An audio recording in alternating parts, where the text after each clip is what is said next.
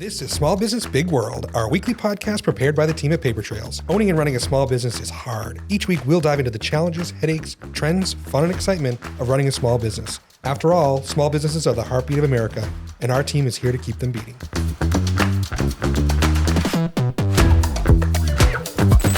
Welcome to Small Business Big World, our weekly podcast where we talk about all things small business for you. Today we've got Don Golini. Don's the internship manager. Is that your official title? My official title is Director of Student Employment Programs. Oh, that sounds very fancy. Yeah, it does. All right. Well, at the Nonantum Resort here in Kennebunkport, which is wonderful. So talking about just internships today. Thanks so much for joining us, of course. This is really great. We're excited to, as we get into the summer season, kind of talk about this stuff, which is very, very important for most of our, seasonal businesses. So before we get into it, a couple of housekeeping items. Don't forget, like, follow, share, rate, review on all the podcast platforms. We're on all the social media platforms. Take a look for us. If you have any questions about any of the episodes or for Don or anybody, you can always email us, podcast@papertrails.com. So Don, talk to me a little bit about the history of the internship that you've developed and how that program works and what the job market has kind of necessitated for this, right? Well, the way the program developed is back before I joined the organization, there was an internship program that was roughly the same that we've got now without the same sort of real strong organization behind it. We did get interns in. We did have them sort of loosely go from department to department, but it wasn't a super organized kind of a program. And then when COVID hit, obviously the program shut down because we weren't open and we couldn't take on students. And then when I joined the organization as a retiree, just trying to find a 24-hour a week job for the summer, he knew I had some experience with sales management and talent training and things like that. So there was a young woman who worked for us who was in the process of developing had an internship at York County Community College and really needed someone to kind of mentor her through that program. So Jean Ginn Martin, who's the innkeeper, asked me if I would kind of work with Akil and sort of make sure that she did what she had to do to get her internship completed for York County Community College. So I kind of put together a program for her that involved the rotations, but that I also had some other things that were kind of unique at the time in which I had her keep a journal about her experiences. I had her take some workshops and things like that. And at the end, she got a good grade. So after the program was over, Jean came to me in December after we'd closed and said, did a really good job trying to get Akil taken care of. Would you mind taking over our internship program? Now that we're coming back from COVID, I really need somebody with a strong hand who can kind of organize it. So based upon what we'd done in the past, what I accomplished with Akil, I put together a program of the combined rotations. It combined formal presentations from a main career catalyst, which is part of Educate Maine, to provide some workshops for students on things like LinkedIn, DEI, and we combined that with the spirit of volunteerism. So there's a volunteer aspect to it. We had some social aspects to it. Main Career Catalyst had a couple of networking events, and then we culminated it in what we called a portfolio in which we asked the students to take some passion in their life that was perhaps not related to hospitality and try to apply it to hospitality. And we discovered we got some very interesting projects out of that. And that sort of is how it sort of developed into what we've got now. We're now entering into our third year of this newly revised program, and we're hoping to have anywhere from 5 to 6 interns this year, and we're actively hiring and making offers right now. That's great. So with that program, I think certainly everyone struggles trying to find help these days, right? So how has this helped augment your team? Well, I think what this does is a couple different things. Is that when the program was first inaugurated back at the resort, it was designed exclusively for hospitality majors. So basically students who are going to schools locally, they're majoring in hospitality to give them some place to actually practice their skills. But we discovered that there's a whole world of students out there that have an interest in hospitality but may not be taking courses in hospitality. So we sort of converted things around that this is less about being a internship in hospitality, but more about learning sort of the soft business skills you need to be successful through the lens of hospitality. Nice. That's really nice. So how are you finding these interns? Are you going through the local community colleges, like you said, or just posting them online? I sort of recruit through a combination of different things. One is I sort of have a a list of people I've met over the last few years, and whenever we're ready to launch the program, everybody gets a letter from me that says, hey, we're launching this year's program. Here's a description of what we're doing. We hope that you will send us some students. I also put out ads in Indeed as a way of the students to apply it and find it. And also, most of the schools have their own sort of proprietary system that they can use for students to find internships. Job boards and things Job boards and things like that. So those three things are sort of the extent of the evangelism. So once you find them, are they getting paid? Are they just getting credit? How are you providing housing? What does this program kind of look like in terms of compensation for these guys? Well, basically, we treat our interns the same way we treat an employee. Great. They get a good basic wage. They get 40 hours a week, and they get the skills the skills they need to be successful at that particular rotation. That's awesome. Now, we keep talking about the rotation. What does that look like? They come in, I'm assuming you said it's about a 10-week program. You're saying then, is it a week at every department kind of thing? How do you break that up? What we do is we try to break it up, and so we have roughly 5 different departments, and every 2 weeks the students rotate into a new department. And what they learn are the basic skills in that department. But I think what's more important, it's less about the skills in that department and more learning about the interrelationships between that department and other departments. Sure. There's nothing that the front desk does that doesn't affect housekeeping. There's nothing that reservations does to bring in guests that doesn't affect food and beverage. So everything's always, everything's interrelated. And I think being able to see that relationship between the various departments really is what helps the students to understand that, this is like a small city. And that's exactly what we do. And that, I think, has made a lot of impression on them because they're just not used to seeing that. Most of their education, I think, has been smokestacked. It's probably the first time they've actually got a chance to see that everything in business is related. Nothing's in a vacuum. Which is really nice. I know certainly, we see in most of our clients' businesses that, especially nowadays, you're seeing fewer and fewer high school students working, and they may not have their first job until they're graduating college. And I think coming into the workforce, at 21, 22 is a totally different experience than starting when I did at 14, right? Right. And, because I learned back then how to work with people and how to serve customers and all those kind of things. And I think those life skills are really important, I think, like you said. The other thing that's important, I think, is that most of the internships that students are offered traditionally are like single departments. You go to be an intern in marketing. You go to be an intern in finance. What we're doing basically is giving them an internship in 4 or 5 different skills that they wouldn't see otherwise. And I think that's what really makes our program unique. Which is really neat. So when they start their rotation their first week, are you teaching them cooking skills? Are they running the line? Are they serving tables? Are they making beds? All those kind of things? With the exception of actually cooking meals, they're doing just about everything you talked about. Yeah. They'll go to housekeeping and they'll learn how to strip a room, how to make the beds in the room, what makes a good room. How do you know when a room is complete and clean? How do you work the supply cabinet? How do you get supplies? How do you work with the people you're working with to get that room cleaned? When you go to the front desk, you learn a lot about customer relations. How do you greet the guests? What are the rules that we follow? How do you make guests happy? How do you listen actively? When you go to food and beverage, learn about serving. Again, how to take care of the guests, how to write down their needs, how to make sure that the guest has a wonderful experience. When you work in sales and events, you'll learn about how we conduct groups. What are the important things for a wedding, a business group that comes in. So you learn a lot about what our guests need and how to reflect back and make their experience the very best you possibly can. And that's what really makes a difference, I think. Which is awesome. I think that's, I wonder, you probably know this, but when you get done with your 2 weeks at the front desk, right?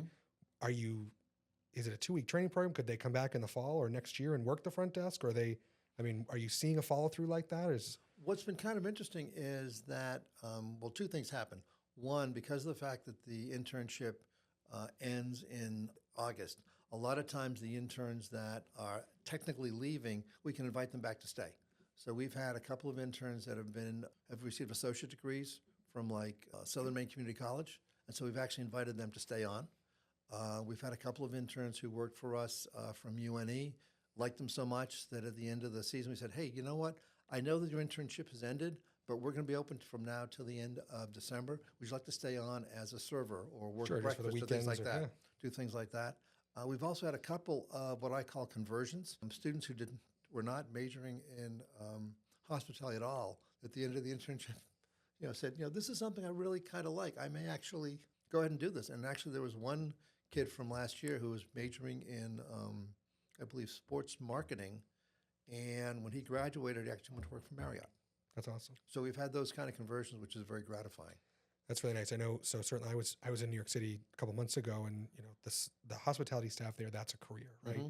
And I think unfortunately in Maine, sometimes people don't think about it the way they think about it is this is my summer job, and it's really great. I think that you guys are taking that and saying this can be a career, right? This can be something that you do for the rest of your life that's fulfilling and pays you well and makes a good living and so forth, right? Well, one of the things that I've picked up from talking to other people in the hospitality industry is that, and this may get me in trouble, that apparently there are a lot of parents who are not encouraging their kids to go into hospitality. Sure.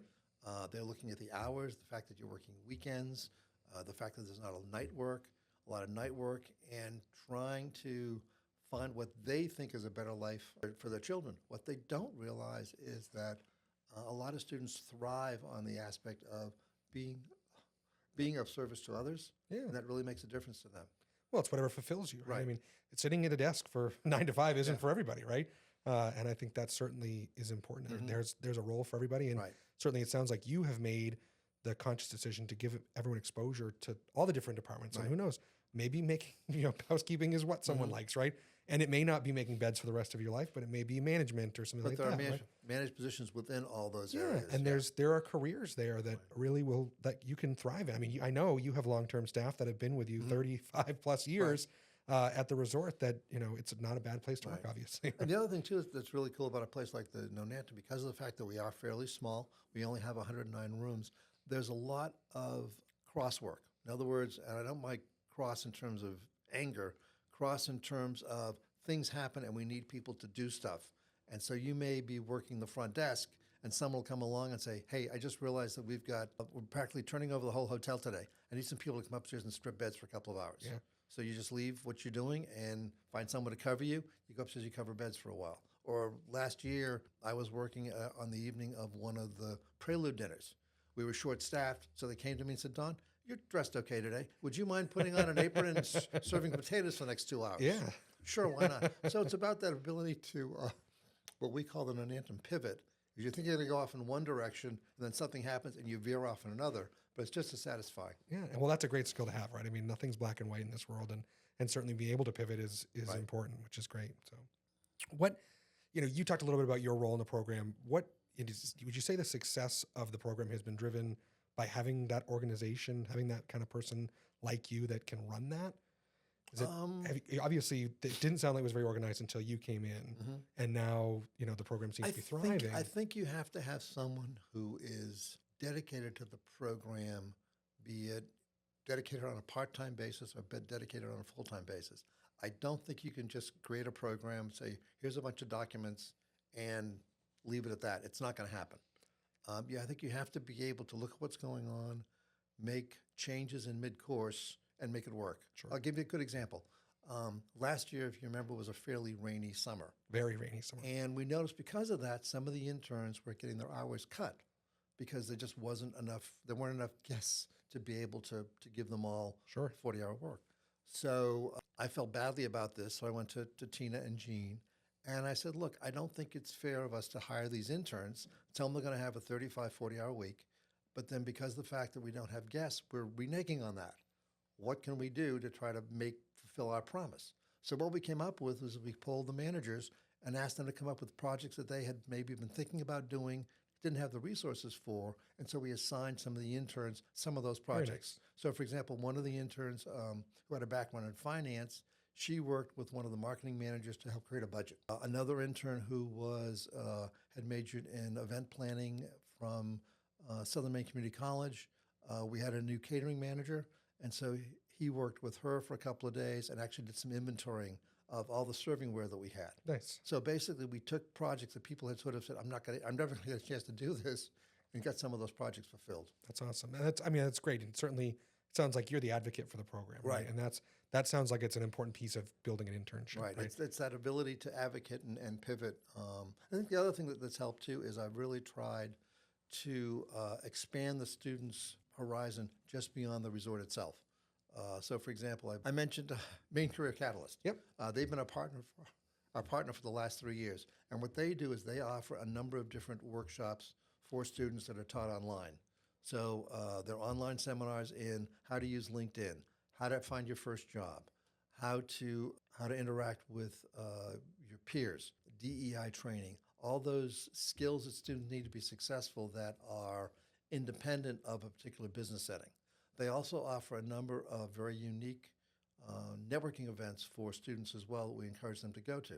So like, for example, last year there was a one-day leadership camp that was sponsored by LL Bean.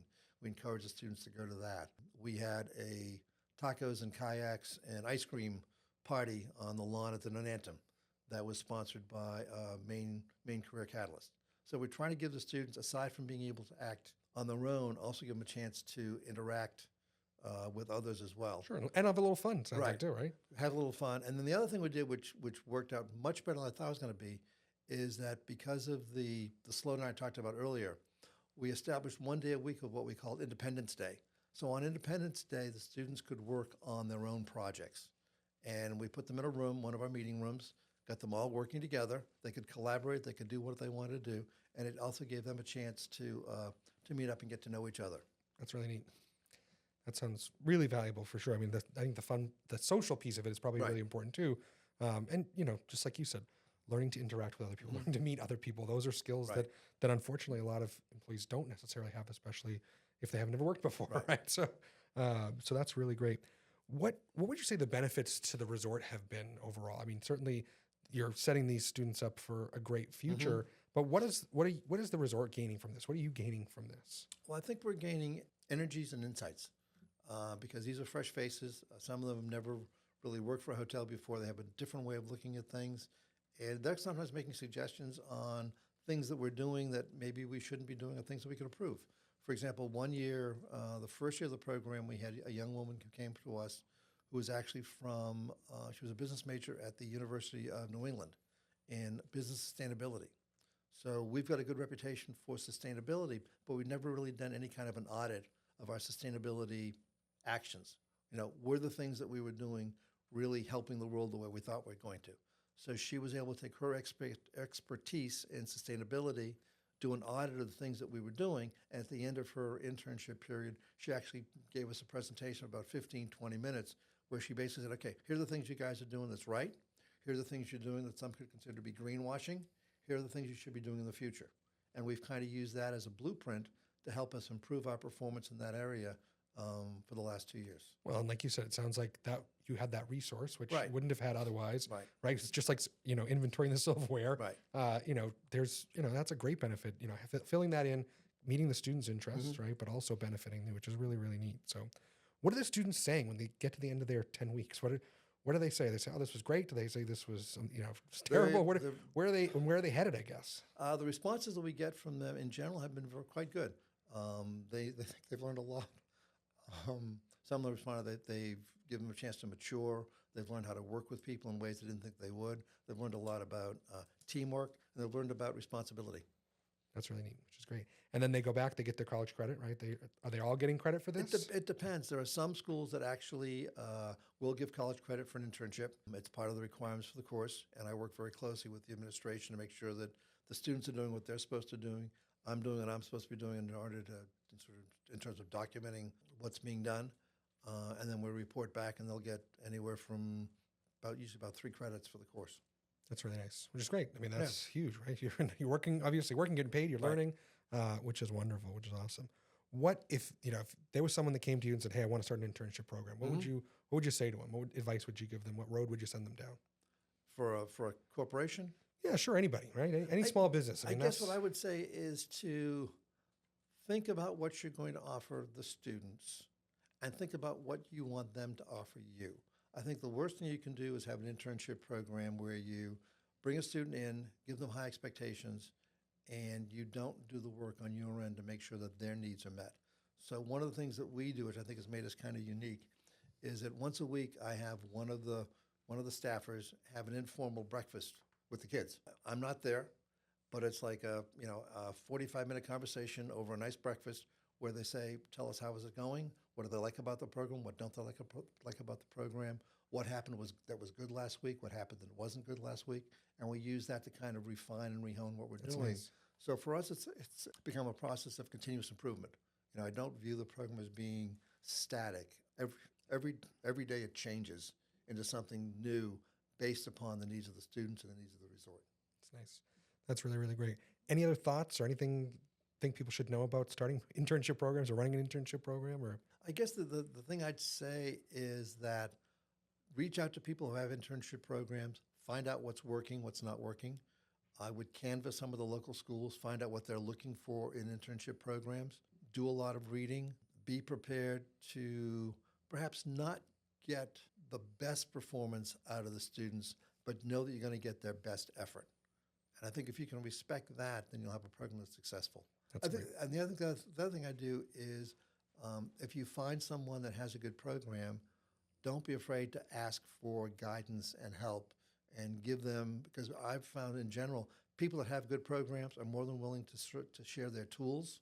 And just as if people come to me and say, Don, what's your program like? How can we emulate it?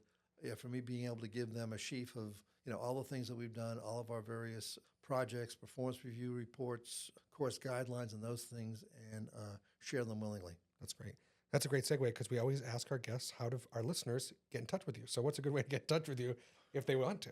The best way to get in touch with me is through my email address at the resort. That would be don.golini@nonantumresort.com. Perfect. And certainly you can always email us, podcast@papertrails.com as well. We can get that over to Don. Well, good. Well, thank you very much. This was really insightful, and I hope our listeners get some good tidbits out of it. So thanks, Don, from the Nonantum, talking about internships. Just a reminder, don't forget to like, follow, share, rate, review. We're on Apple Podcasts, Spotify, everywhere else you listen, Instagram, YouTube, TikTok. We're just about everywhere you want to be. So check us out on there. And don't forget, you can certainly email us if you have any questions, podcast@papertrails.com. Well, thank you so much, everybody, and we'll see you next week.